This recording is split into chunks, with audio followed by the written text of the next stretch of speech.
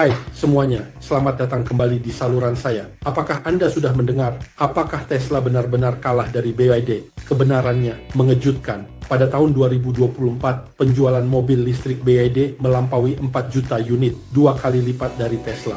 Pusat perhatian industri bukan lagi Tesla, melainkan Tesla dan Ford. Di bawah langit nadu Washington, mereka membeli baterai BYD. Bahkan Buffett mengeluarkan 2,3 miliar dolar US untuk membeli saham BYD.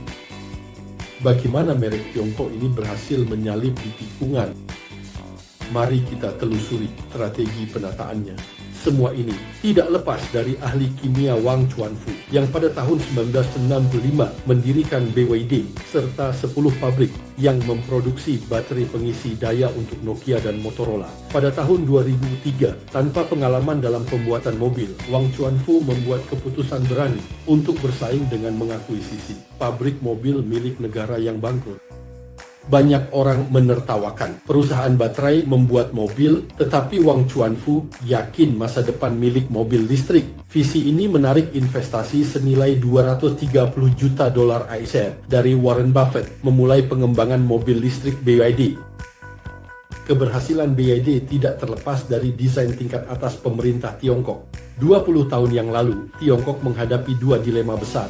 Pertumbuhan pesat mesin menyebabkan ketergantungan pada impor minyak mentah, dan pasar otomotif didominasi oleh merek asing. Solusi Tiongkok adalah melewati tahap mobil berbahan bakar minyak dan langsung mengembangkan industri mobil listrik. Pemerintah mengambil langkah-langkah terpadu, berinvestasi dalam R&D mobil listrik, mensubsidi industri elektronik, dan menerapkan kebijakan yang mendukung kendaraan energi baru. Perlu diketahui, baterai menyumbang 30 hingga 40% dari biaya mobil listrik.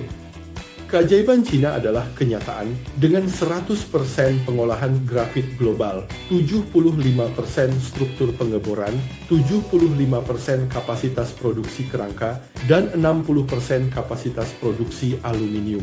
Bahkan jika mereka memiliki sumber daya mineral, mereka tetap perlu menggunakan pengolahan dari Amerika Serikat. Kasus 16.000 bus listrik BYD di Shenzhen adalah cerminan dari strategi ini. Pada tahun 2020, BYD meluncurkan produk revolusioner yang tidak memerlukan bahan tanah jarang yang mahal dengan pengisian cepat 30 menit hingga 80%. Pengujian detektif menunjukkan tidak ada kebakaran atau ledakan.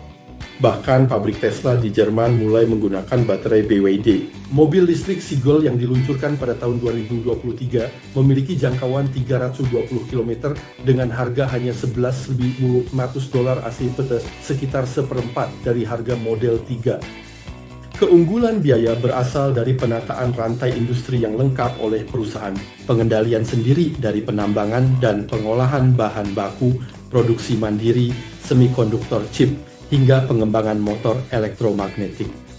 Keuntungan dari sepeda listrik BYD sekitar $1.200. Sedangkan Tesla perlu mempertahankan model keuntungan tinggi sebesar $9.000 AS.